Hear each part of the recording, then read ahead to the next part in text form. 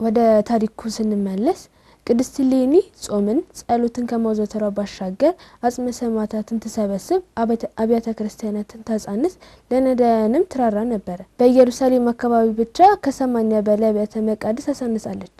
እነዚህንም በወርቅና በእንቁ ለብጣቸዋለች። በዘመኗ መጨረሻም የጌታችን ቅዱስ መስቀል ከተቀበረበት አውጥታ ለዓለም በረከትን አስገኝታለች። እናታችን ቅድስት እሌኒ በቅድስና ሕይወት ተመላልሳ በ80 ዓመቷ በ330 ዓመተ ምህረት አካባቢ አርፋለች።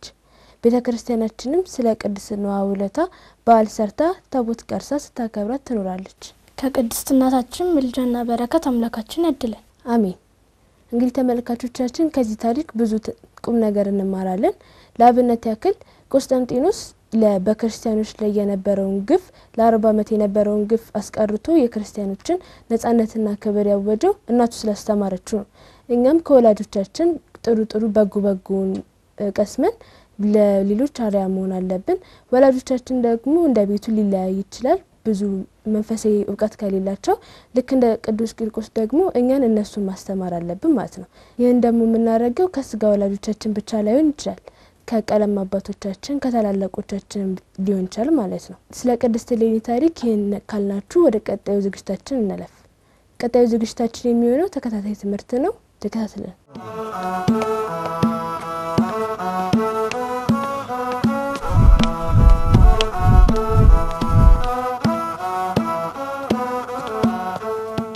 በስመ አብ ወወልድ ወመንፈስ ቅዱስ አሐዱ አምላክ አሜን። በስመ አብ ወወልድ ወመንፈስ ቅዱስ አሐዱ አምላክ አሜን። በስመ አብ ወወልድ ወመንፈስ ቅዱስ አሐዱ አምላክ አሜን። ክርስቶስ ተንሥአ እሙታን በዐቢይ ኃይል ወስልጣን አሰሮ ለሰይጣን አጋዞ ለአዳም ሰላም እምይእዜሰ ኮነ ፍስሐ ወሰላም።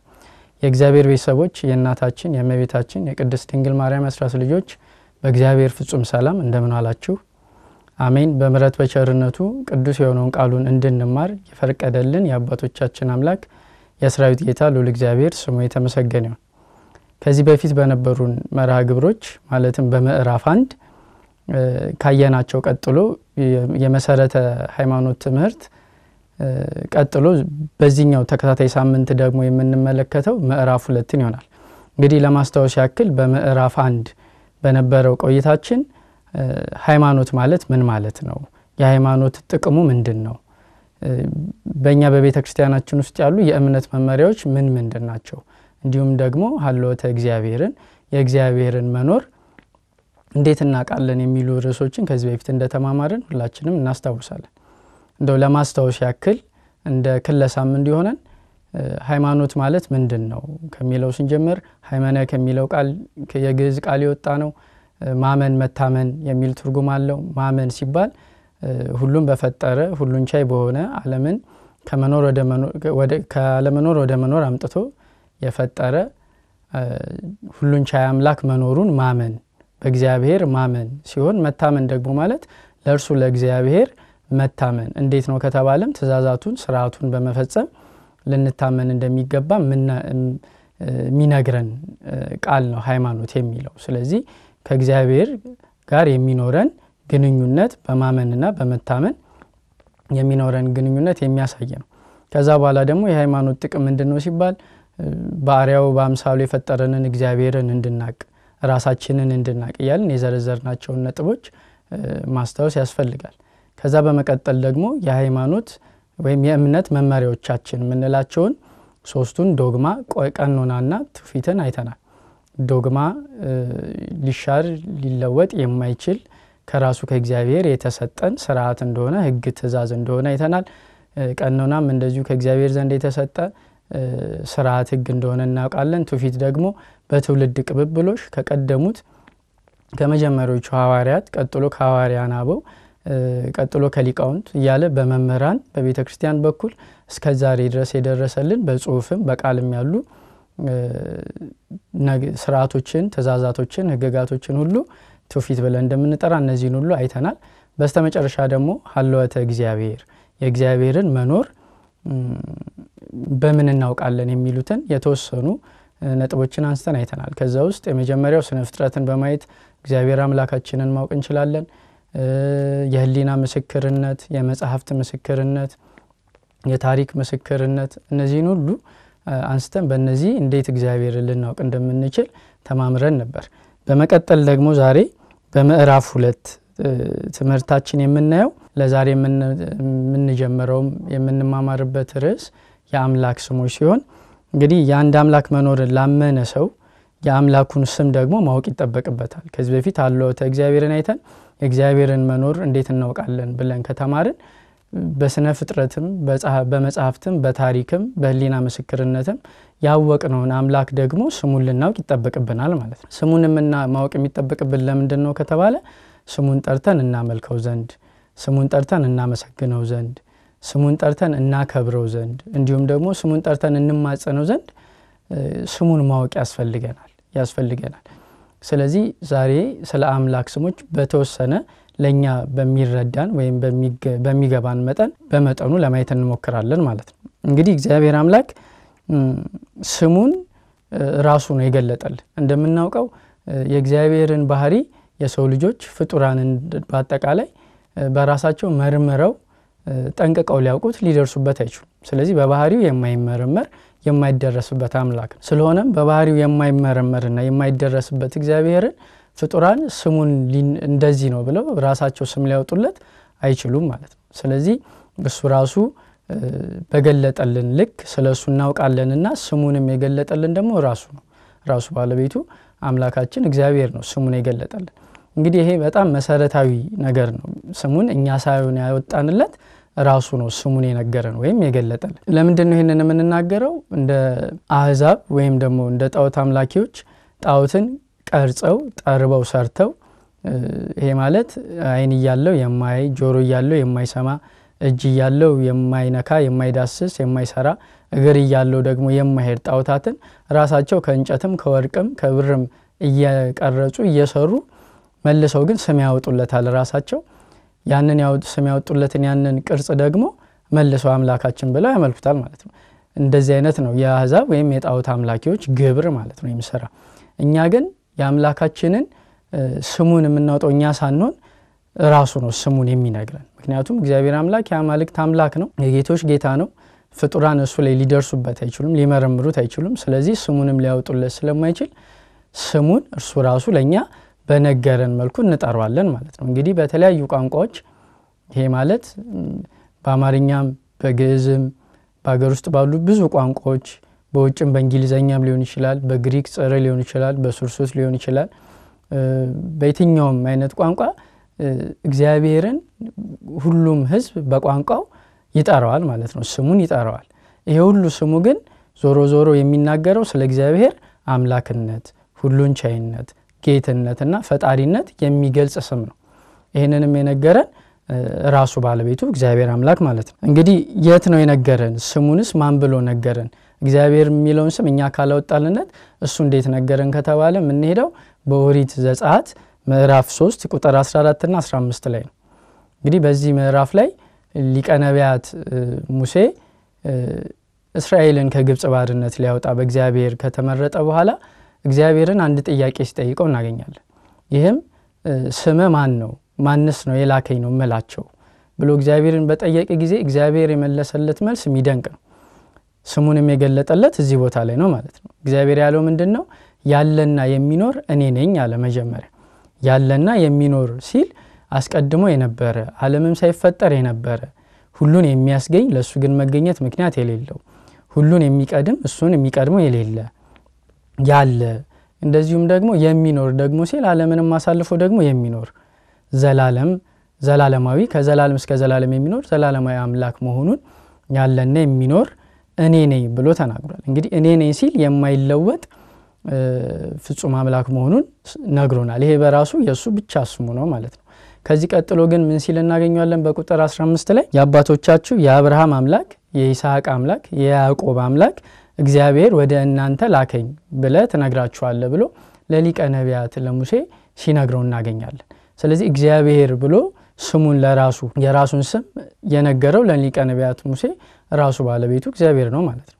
ከዚህ በተጨማሪ ራሱን የአብርሃም አምላክ የይስሐቅ አምላክ የያዕቆብ አምላክ እያለ ይጠራል። እግዚአብሔር አምላክ ስለሚወዳቸው ስለ ወዳጆቹ ስለ ባለሟሎቹ ብሎ ስሙን በእነሱ በኩል እንዲጠራ ያደርጋል ማለት ነውና እግዚአብሔር ብሎ ለሙሴ ሲናገር እናገኘዋለን። እዚሁ ኦሪት ዘጸአት ምዕራፍ 6 ቁጥር 2 ላይ እኔ እግዚአብሔር ነኝ ይላል። እርሱ ራሱ አምላካችን ማለት ነው። ስለዚህ ስሙን የነገረን እርሱ ነው እንጂ እኛ ለነገሮች ለቁሶች ለአንዳንድ ነገሮች ወይም ለምንወልደው ልጅ ስም እንደምናወጣለት የሰው ልጆች ወይም ክርስቲያኖች ለአምላካቸው ስም አውጥተውለት አይደለም እግዚአብሔር ያሉት።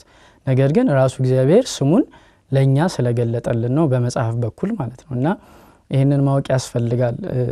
ከዛ በተጨማሪ ግን ይህ እግዚአብሔር የሚለው ስም በግዕዝ እግዚአብሔር ቢባልም ለሙሴ በገለጠለት ሰዓት ግን በዕብራይስጥ ቋንቋ ያህዌ የሚል ቃል ነው ማለት ነው። ስሙ ያህዌ የሚል ቃል ነው ወይም ስም ነው ለሙሴ የገለጠለት። እሱ ወደ ግዕዝ ሲተረጎም እግዚአብሔር ተብሏል። እንግዲህ የስሙን ትርጉም በብዙ መልኩ በቤተ ክርስቲያን እንማራለን። የመጀመሪያው እግዚአብሔር የሚለው ከሁለት ቃላት የተገኘ ሲሆን እግዚእና ብሔር የሚለውን እግዚ ማለት ጌታ ገዢ ማለት ሲሆን ብሔር ደግሞ ማለት ዓለም ሀገር የሚል ትርጉም አለው ማለት ነው። በዚህ የተነሳ እግዚአብሔር ማለት ሰማይና ምድር የሚታየውንና የማይታየውን ዓለም የፈጠረ የዓለም ፈጣሪ የዓለም ጌታ የዓለም ገዢ ማለት ነው ስሙ። ይህ የመጀመሪያው ሲሆን በተጨማሪ እንግዲህ ብዙ ስሞች ለእግዚአብሔር እሱ በገለጠው መልኩ እና መንገድ አሉት። የመጀመሪያው ያህዌ ያልነው ነው በዕብራይስጥ ያለና የሚኖር ማለት ነው። ኤል ማለት ደግሞ ቃሉ የዕብራይስጥ ሲሆን ልዑል አምላክ ማለት ነው። አዶናይ ማለት ጌታ ማለት ነው። ኤልሻዳይ ሁሉን ቻይ ማለት ነው። ኤሎሄ ማለት ደግሞ አምላክ ነውና በዚህ ሁሉ እግዚአብሔር አምላክ ይጠራል።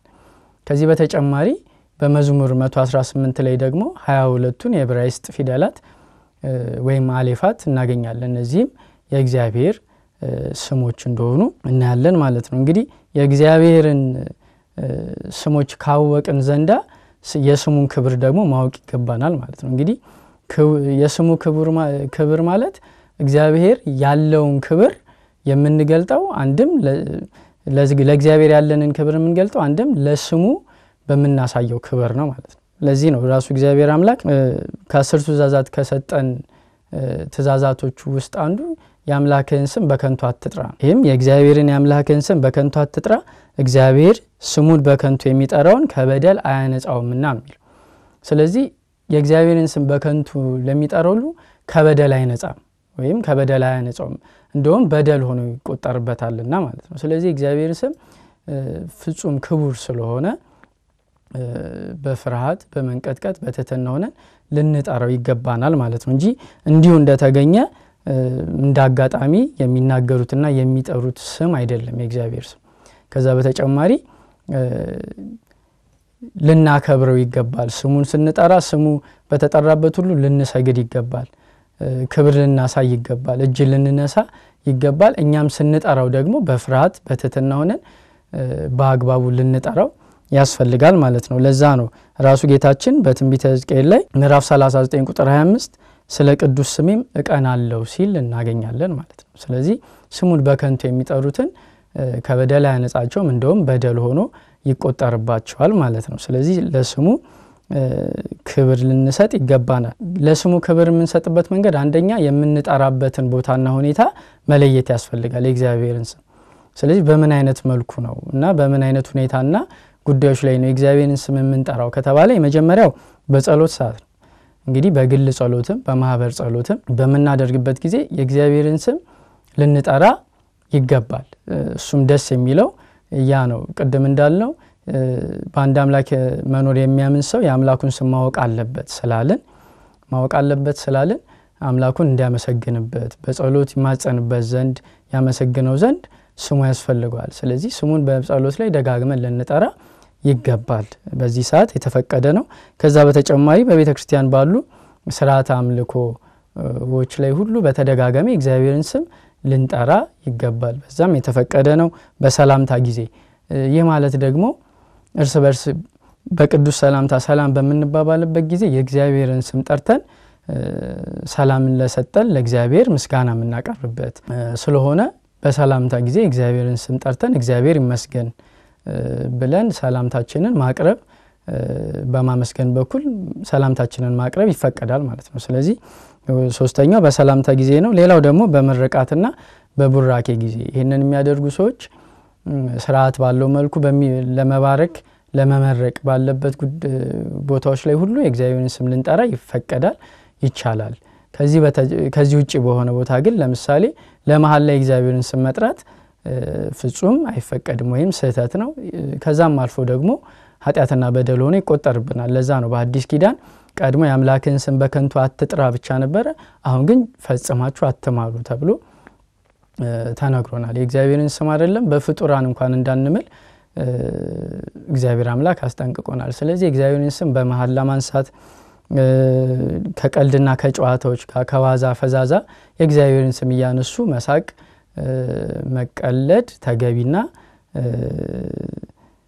አስፈላጊ አይደለም። ስለዚህ ይህንን ልንጠነቀቅ ይገባል ማለት ነው። ከዛ በተጨማሪ ከስድብ ከርግማን ከኑፋቄ እና ከማስታወቂያ ለመስራት ለሰዎች ለፍጡራን መጠሪያ ማድረግ ለፍልስፍና ለመሳሰሉት የእግዚአብሔርን ስም እንዲሁ በከንቱ ልንጠራ አልተፈቀደልንም ማለት ነው። እንግዲህ ከሞላ ጎደል የእግዚአብሔርን ስም ራሱ እግዚአብሔር ለፍጡራን ለኛ ለሰዎች የገለጠልን መሆኑን ካወቀን የስሞቹን የተወሰኑትን ስሞቹን ካየን ስለ ስሙ ክብር በምን ሰዓት መጠራት ይችላል በምን ሰዓት ደግሞ ክቡር የሆነውን ስሙን ልንጠራ አያስፈልግም ወይ አይገባም በደል ይሆንብናል የሚለውን እዚህ ድረስ አይተናል። በቀጣይ ደግሞ ስንገናኝ እግዚአብሔር አምላክ በወደደና በፈቀደ መጠን ባህሪያቱ ለእግዚአብሔር የሚለውን ርዕስ አንስተን እንነጋገራለን። ወስብሐት ለእግዚአብሔር።